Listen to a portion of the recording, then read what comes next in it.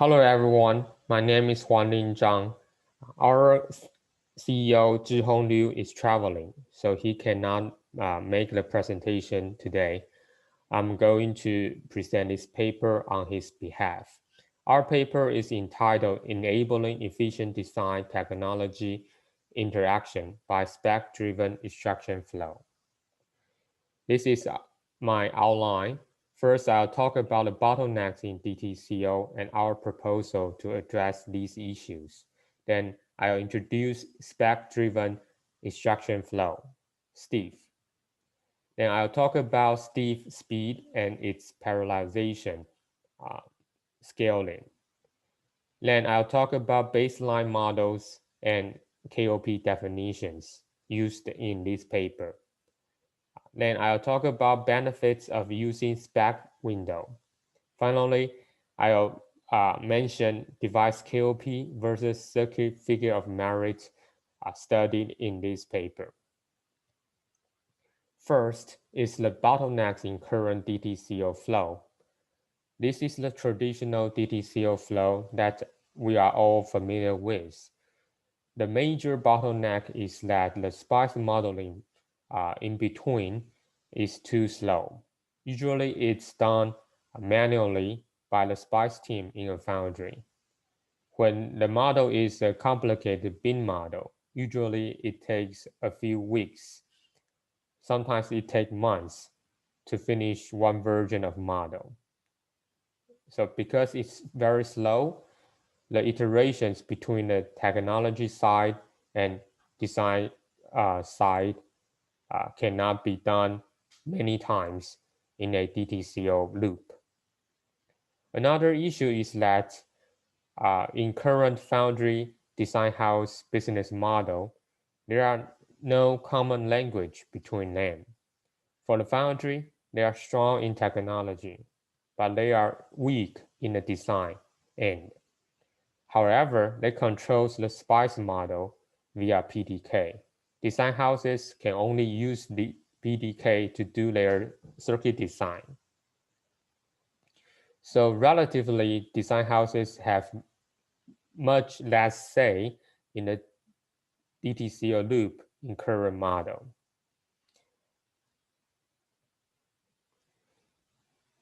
This is the proposed DTCO flow by us. It's powered by SDEF. SDEF stands for Spec-Driven Extraction Flow, which is an automated extraction flow by BSIM-CMG. The novelty of the DTCO flow we propose is that we separate it into a design, into a technology loop here and a design loop here. First, we start from a technology spec. It can be eye on, eye off, power dissipation, something like that. And it's the input of the design. It's the input of technology loop. After you have the TCAD simulations, you can check if the results meet your spec. If it met your spec, then you have the device data. Device data are the IV and CV curves of your device. So after that, you can use it to extract a model. So we have the baseline SPICE model here. So SDEF can accelerate the model extraction significantly. In the past, it may take a few weeks. Now you only need a few hours. So after you have your baseline model, then you can use it to produce a technology spec window. We will introduce what the spec window is in the following slides. So here you can see that the spec window is actually the output of the technology loop, but also it is the input of the design loop. So it links the two loops together. In the design loop, technology spec window is the input, then you use it to do what we call the SPICE model retargeting. SDEF can also make retargeting very fast, usually in a few minutes. After you have a lot of models, you can do the simulation to check a lot of results if it's past your design spec. If it's yes, then you finish the DTCO loop. If it's not, you choose one of the possibilities of your spec window to make it as a new technology spec, and you go through the loop again. So note that the technology spec is just one of the possibilities in the technology spec window. We will go through that in details later.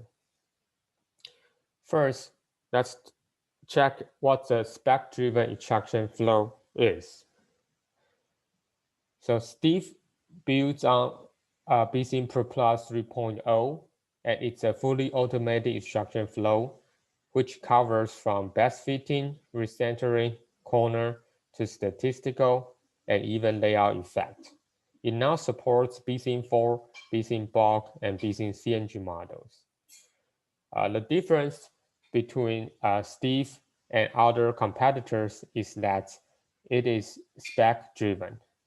So for spec, we mean fitting criterions or QA rules. That's a lot different because SDEF can do what we call a rule-only optimization. So if you give it a fitting criterions, it won't go through a 0% error because that's sometimes it's meaningless because you have many targets to meet at the same time. So it will try to fit into the criterion with the maximum possibility to balance multiple targets. And it's also important that you can put your QA rules into the rule-only optimization, so that after SDEF extract the models, your model quality is very good. It can pass the QA rules. This is the SDEF at a glance. This is the BSIM Pro Plus interface, and you can see the sequence here and the property in the middle, the graph here, the dots are the data and the lines on the model. You can do the CV and IV optimization at the same time. And here is the log file. Let's talk about the SDEF speed and parallelization.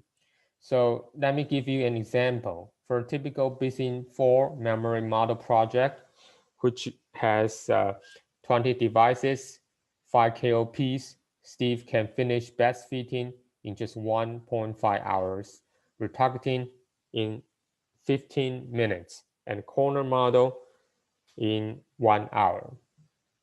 And this kind of SDEF performance is scalable with parallel BPP instances.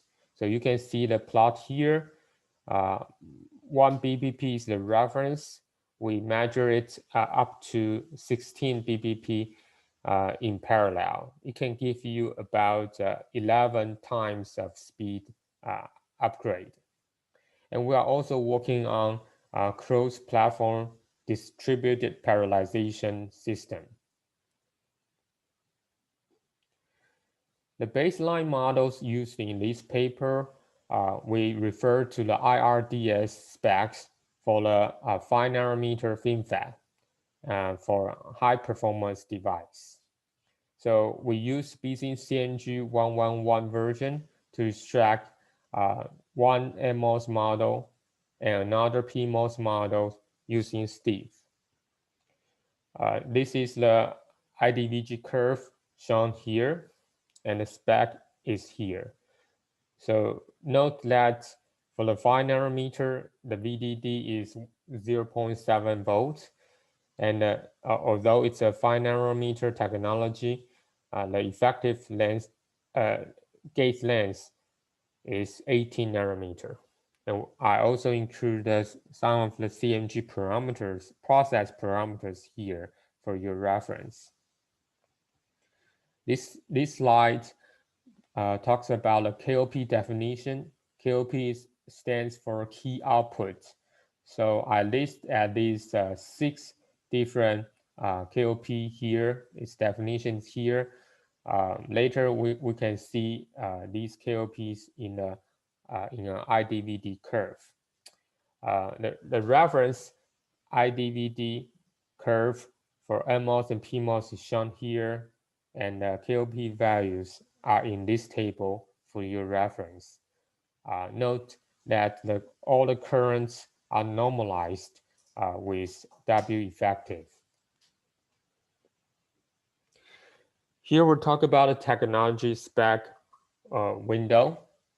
So as you can see here, the IDVD curve, I list 5 points, 5 different KOP. And each KOP, you have a maximum value and a minimum value. In between them, you have a window. So spec window just defines KOP allowable range in IV CV curves. So how to use this spec window? For the technologists, they tune TCAP parameters, for example, mobility, doping, thickness, etc. And they can see the KOP vary up and down, right? So they can define this spec window easily. But for the designers, they use this spec window. For example, they have this spec window from the technology loop, and then they want to do, what they want to do is to tune KOP. For example, they want to tune IDSAT up and down directly with certain retargeting rules. So they don't need to extract the SPICE model by themselves, dealing with all the complicated SPICE parameters. They only need to deal with this IDVD curve or IDVG curve to tune the KOP up and down without knowing the know-how of model extraction. So I will give you more examples about the retargeting rules I mentioned here.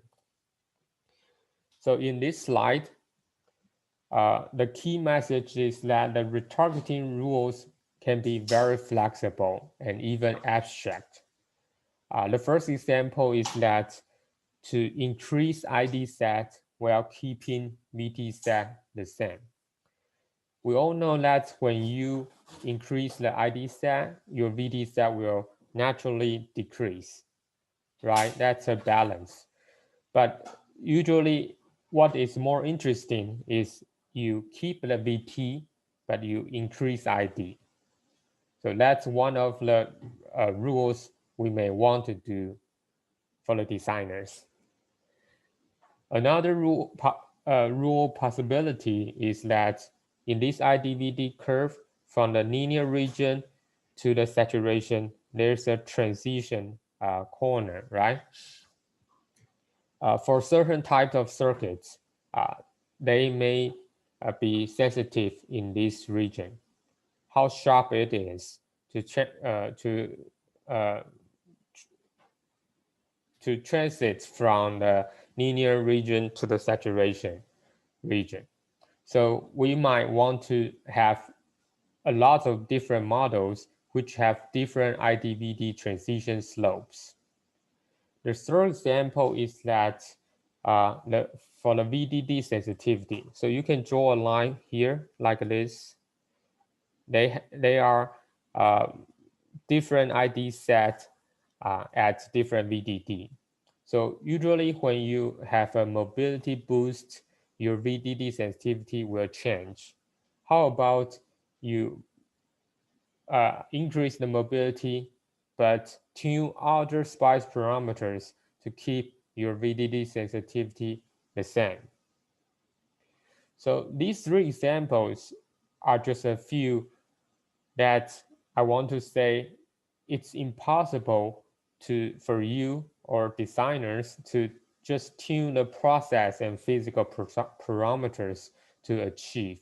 For example, you might think that I can tune the T oxide, N body, the doping, or VT shift, mobility, or VSAT to achieve these different rules. It's impossible because usually it needs some empirical parameters or other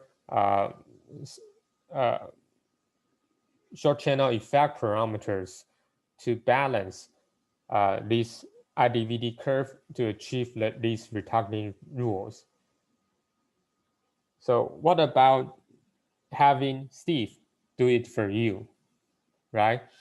So designers don't need to have the know-how of model extraction, but they only need to define what KOP they want to tune and what kind of retargeting rules they want to apply. And Steve can do the job for you.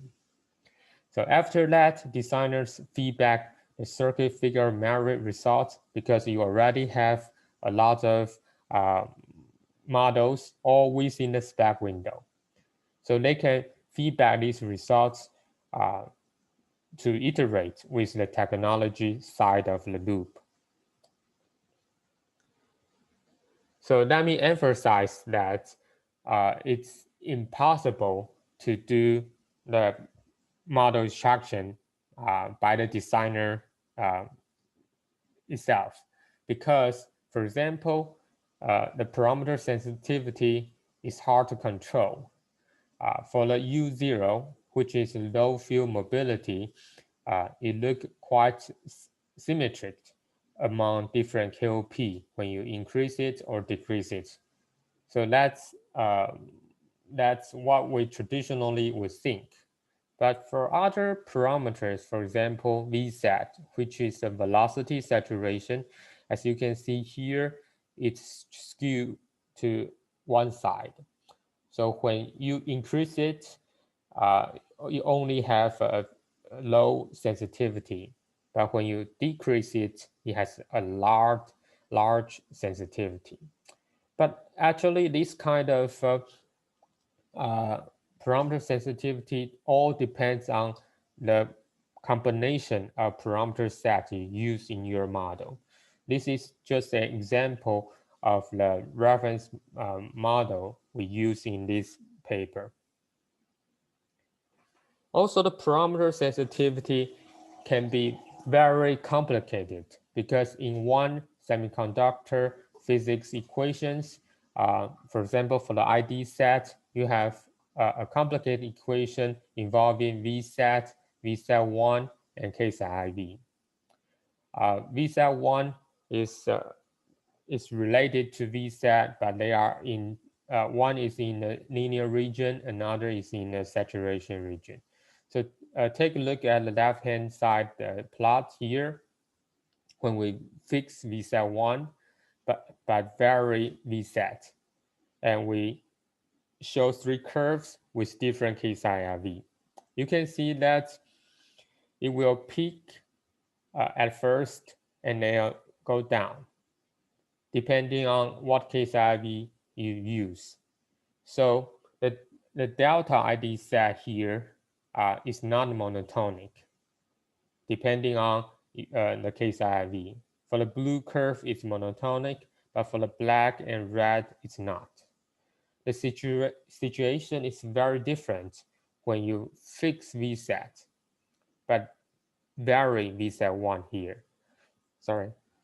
For different KSATIV, you all have a monotonic delta ID set.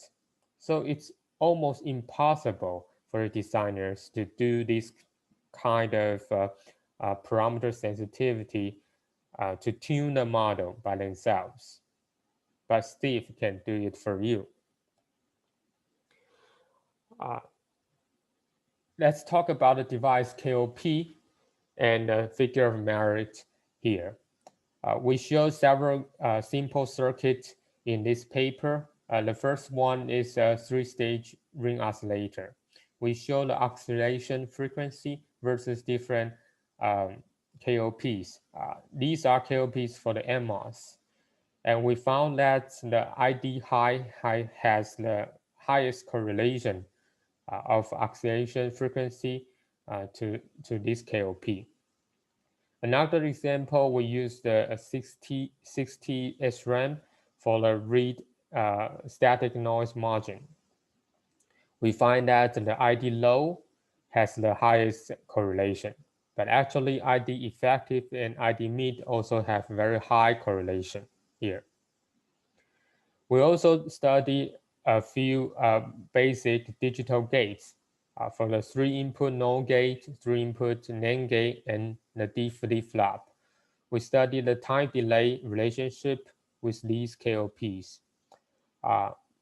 For most digital gates, we can see that the ID effective has the highest correlation to the KOP. But what's interesting is that for the NOR gate here, actually the ID low and ID mid has the highest correlation. So here I also want to mention a further application of the study of this SDEF powered DTCO flow is that when the SPICE model is very easy for the designers, in the designer's point of view, with the help of SDEF, then you can generate hundreds of retargeting models at hand with all the retargeting rules I talked about before. All these models are within manufacturable spec window, so they are possible to manufacture. Then you have hundreds of simulation results, right? So the designers can actually build up an abstract model. So they don't know the relationship between the input and output, the input being device KOP and the output being circuit figure merit. They can apply the recent machine learning techniques to do an abstract model of it. Once this model is developed, it will further help converge DTCO iterations even faster. Okay, that concludes my talk today. Thank you, and I want to answer your questions in the Q&A session.